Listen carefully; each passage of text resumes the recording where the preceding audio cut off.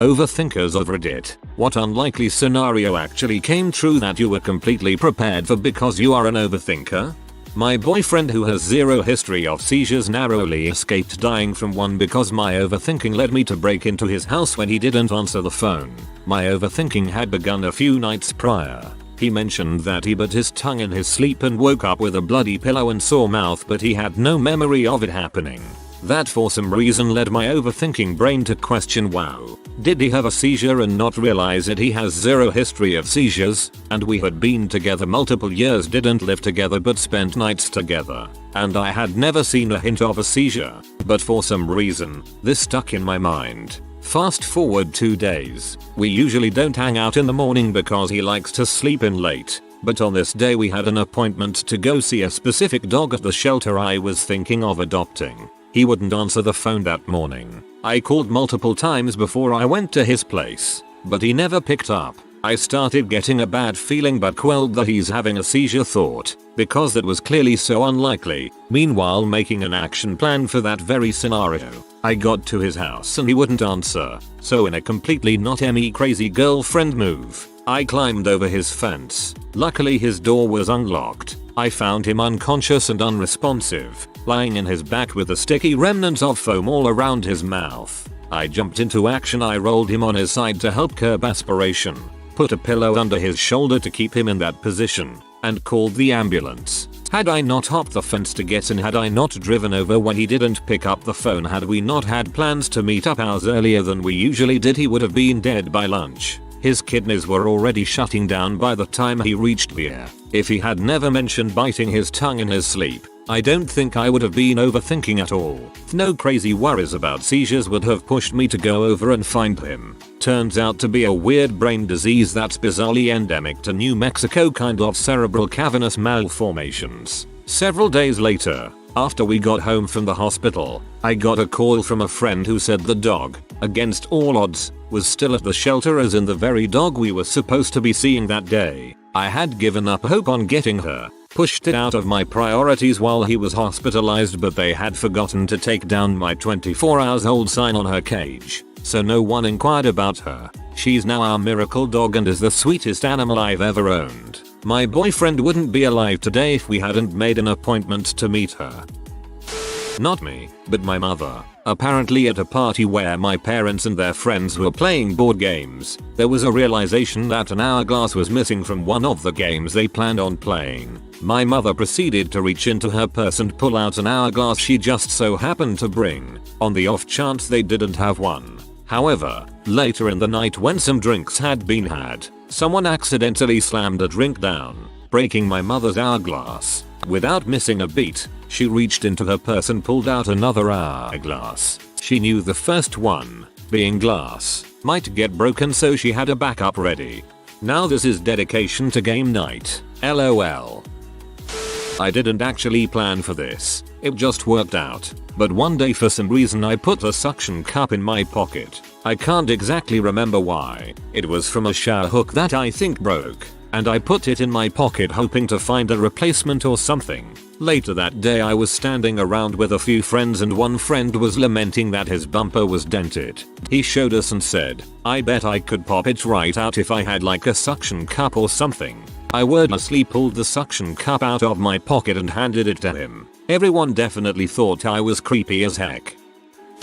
This was at 9 years old. We had driven home and seen the beginning wisps of smoke for the California Cedar Fire in 2003. Naturally, I assumed the worst, and packed up all my clothes and spent about an hour making a travel cage for my guinea pigs. I tied their water bottle to the side so they could drink, packed up their food and their favorite furniture just in case. I then spent the next few hours monitoring the fire on the news and out in the distance from our window, periodically asking my parents if we needed to evacuate. At some point in the night the fire sped up like crazy and was literally on the hillside across the street. I went into my parents' room and said, "The fire is across the street, are you sure we shouldn't evacuate?" At this point we all went crazy grabbing important documents and supplies, and as we were about to lock the doors and drive I realized I forgot my guinea pigs. My parents told me it was too late and I didn't have time to grab them. But when I cried and explained I had them packed up, I was able to grab them and go. The house ended up okay thanks to a neighbor putting out embers before they took. But we were gone long enough my pigs wouldn't have made it. TLDR. Helped save my family and pets from a fire because I was an anxious child.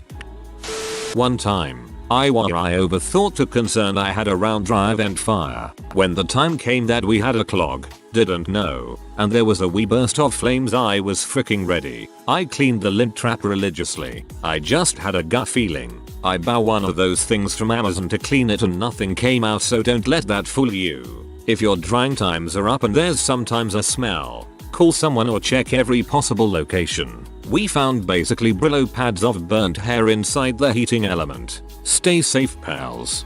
Did you just sit next to it waiting for it to burn?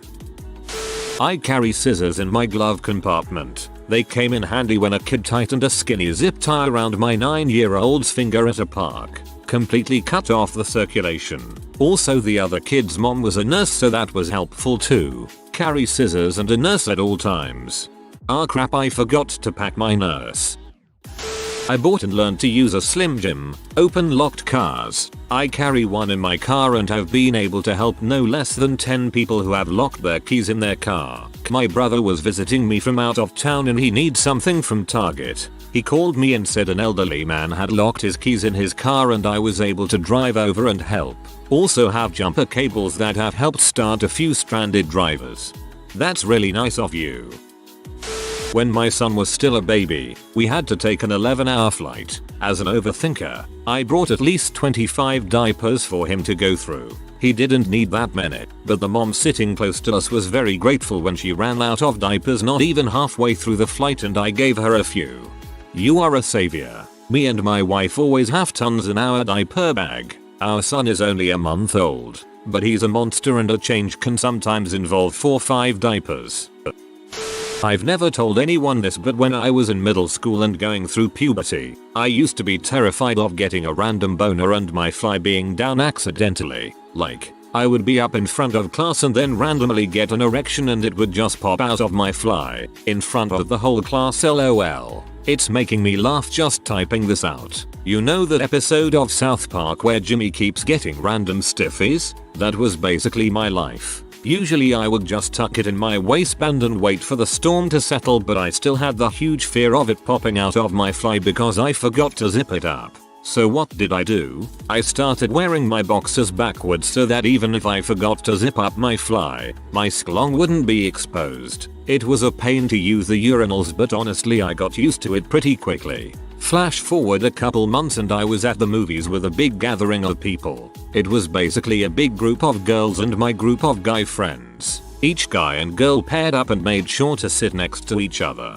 I was paired with the girl I had a huge crush on. We shared a popcorn and soda and it was a huge moment for me. Briefly into the movie, I got one of those dang random boners and I quickly but discreetly stood up and did the old waistband tuck. When I sat back down, I could feel it pop out through my zipper. Thankfully, my backwards boxers kept it from saying hello to my date, but I still panicked and had to cover up in hurry. She noticed, but I think we can all agree that a 6th grade boy's erect penis hiding under a layer of underwear is better than just sprouting out bare in the middle of a crowded movie theater. Also, she never said anything to her friends about it. Shout out Stephanie for not mocking me with her friends.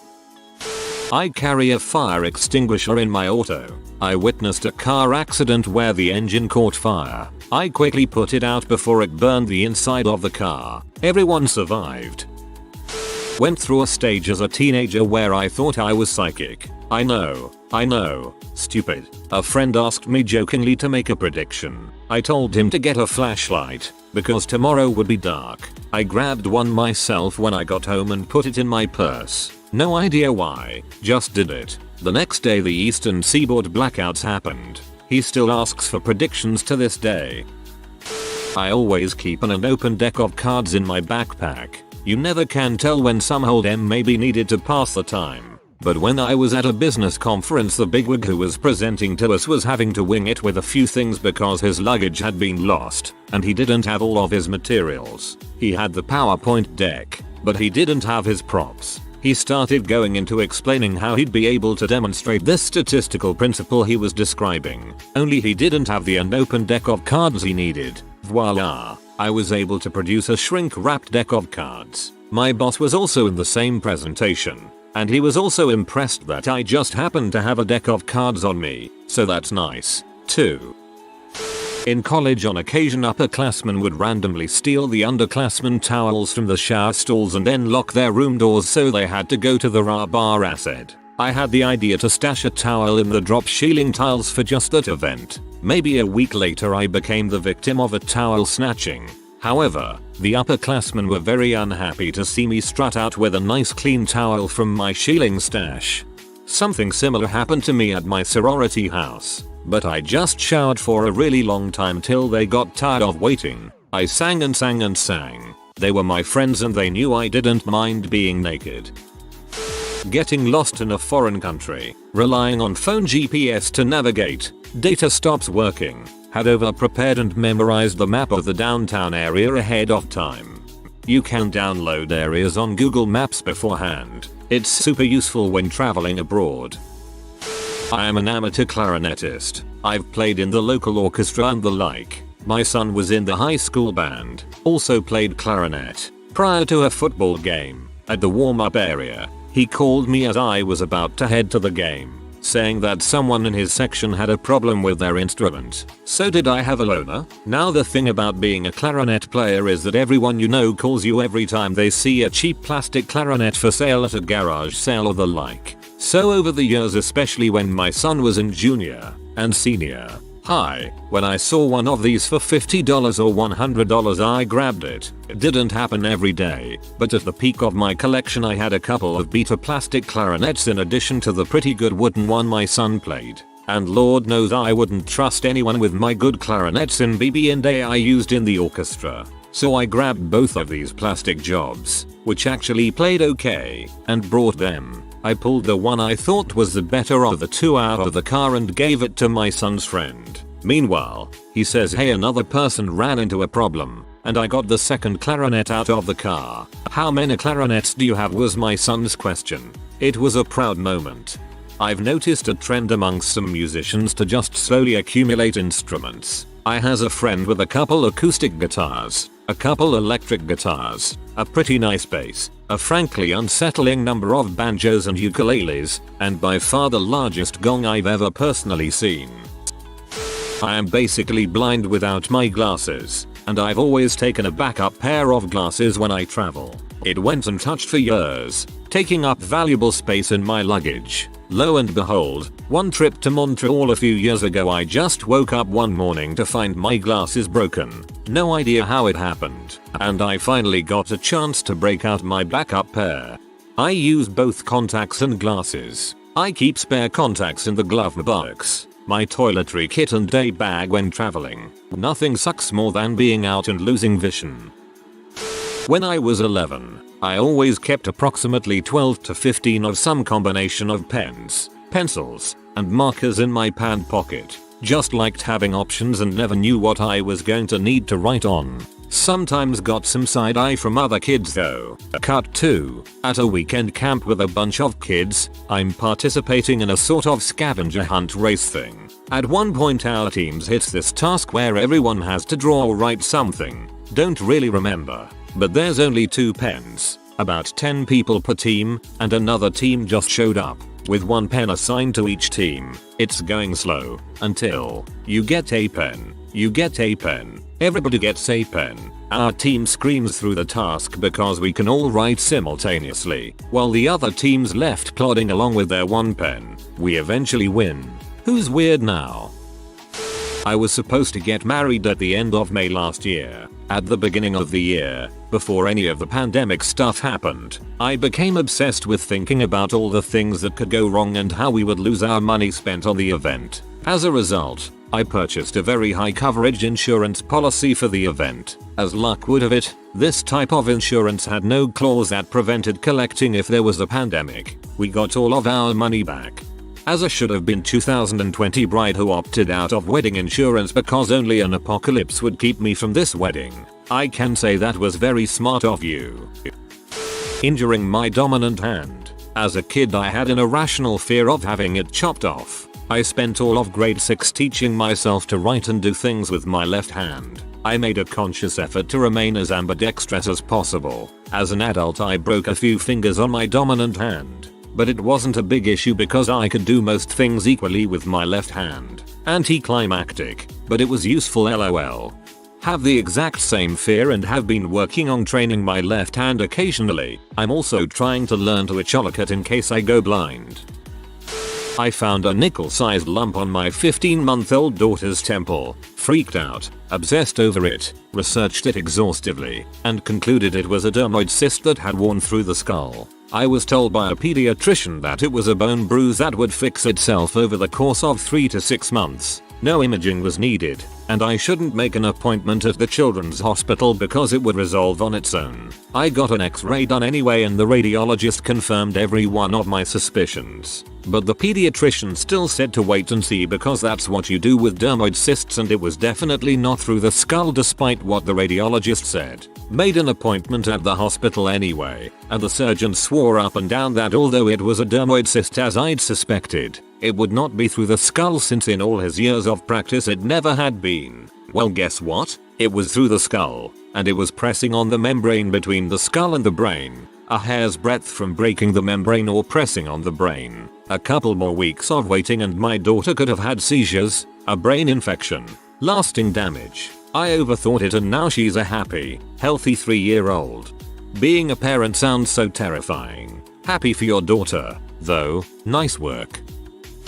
All the teachers at the middle school I taught at knew I was a pack rat and one day a kid split his pants and the school counselor came to me and said, "Mr. Hogdog, would you happen to have a pair of sweats or gym pants in your truck?" Yep. So that the kid spent the rest of the day in a pair of nylon pants I had behind my seat. He is lucky because if he didn't fit he would have spent the rest of the day in a white disposable coverall I had in case I had car trouble in nice clothes. Icing on the cake, it was a student I really liked who was super helpful to other kids and teachers, so it was nice to do something nice for him. I also carried a Swiss Army brand soft side briefcase, yard sale find, stuffed and it had a few of each size of battery. One day Phil Necro and 2 Braves players were there for an assembly and Phil's mic battery was dying so I sprinted upstairs to my classroom, grabbed a 9V from my bag, then basically rolled across the panel and switched out his battery and got back to the PA avoiding getting on TV news cameras. The death of a family member. OCD, when overthinking turns into repeatedly mourning for family who are still alive, because how would I feel if I never get to see them again? This is actually a concept that dates back to Stoicism called negative visualization. I used to live out of my backpack, and I always thought I'd need to leave town, so I kept just about everything in there you could ever need. Oftentimes I'd end up having to stay somewhere without much notice, and I'd have a change of clothes, face wash, toothbrush, toothpaste, scissors, floss, phone charger, money, snacks, etc. Enough to cover me for at least 2 days without actually needing to go home. I hope you're in a better place now and able to have some security. I'm Asian, so my default is to overthink, especially when I'm on a field trip, holiday, etc. Essentially it's just what if I need X, Y, Z just in case. One time, while I was living in another sea country, I went on a middle school field trip with my, mostly white, classmates. Side note, in most sea public bathrooms, bidets are the norm, toilet paper is not. But in this particular country, even the bidets are not encouraged to be used. So toilet paper is a luxury during trips. At the hotel we stayed at, my classmates made fun of me for taking 3 rolls of toilet paper from the hotel's bathroom. They were embarrassed and reported me to the teacher in charge, who told them off for wasting her time. I told them they were going to regret laughing at me, but they continued to mock me for overthinking. Cue to the bus trip back and a couple of them had diarrhea and guess who was the only one able to provide enough toilet paper? You bet your butt I made them pay me for toilet paper. A square cause, frick you guys for laughing at me. I was once driving on the highway behind a car with a couple of kayaks strapped to the roof. My anxious brain kept saying what if they fall off the car? Final Destination style, I tried to convince myself that it was an irrational fear, but the anxiety got the better of me and I decided to change lanes and make some distance. About 30 seconds later, cue kayaks. They both slip off the roof and go rolling around the highway. Luckily no one was hurt, but man, that did not help my anxiety at all. I definitely do the Final Destination worries thing too. Usually a big truck piled with giant logs or something. You wonder if some part of you unconsciously registered that the kayaks had been shifting some way. I've read that your body can pick up subtle signs of impending doom in various ways that can make you afraid even if you're not sure why. What would I do if my neighbor's house caught on fire? I said I'd make sure my kids were safe and panic, and then we'd run if the fire got close. My neighbor's house caught on fire and I sat outside and watched it with my kids and panicked. This is the most real response. We can overthink everything and lose sleep whatever, but when reality strikes you are only reacting. Now you know how you actually react in that situation and I'm sure you're now overthinking your next strategy lol. I work in childcare and was working at a center that was so draining. I started applying for new jobs and went on a couple interviews. One time, I had an interview with another daycare and was offered the position. I loved my co-workers and ultimately decided to turn the new position down. However, I had this gut feeling that I couldn't burn any bridges in case crap at my current job hit the fan. So when I turned down the new job, I made up an excuse saying I'd love to take the offer but couldn't because of this reason but would be in the touch sometime in the future. Lo and behold, a couple of weeks later, crap hit the fan at my work. I took a month off and then emailed the job that offered me a position and started 2 weeks later. I missed an interview when I had COVID. Now the company won't even look at my applications. Even after I explained the situation, they won't consider me, which I guess is fair since it is their choice. I had a feeling my entire pregnancy that my daughter would be early. She was due the 21st of July and I somehow felt like she would arrive before Father's Day. Bought my husband a pink tie to put her footprints on for his first Father's Day gift. Had my hospital bag packed and car seat installed early. Had a boy jump from a bookcase onto my belly while I was teaching pre-K, which tore an abdominal muscle, triggered early labor, and my daughter arrived the 9th of June via emergency C-section. No way I could have known, but I prepared.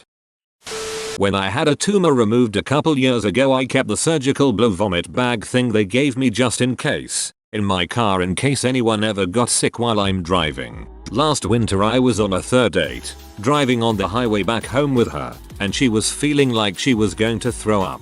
Could not find the blue vomit bag. Felt dumb telling her where to look when it was in my center console all along.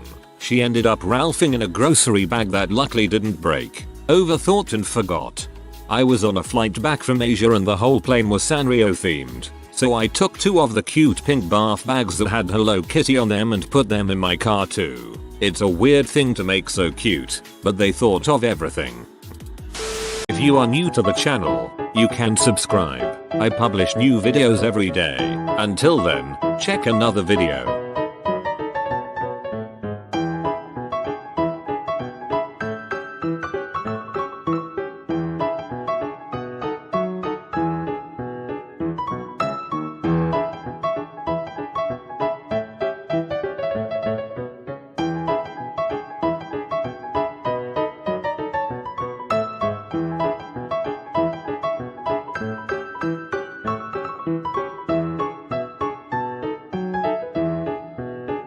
Bye for now.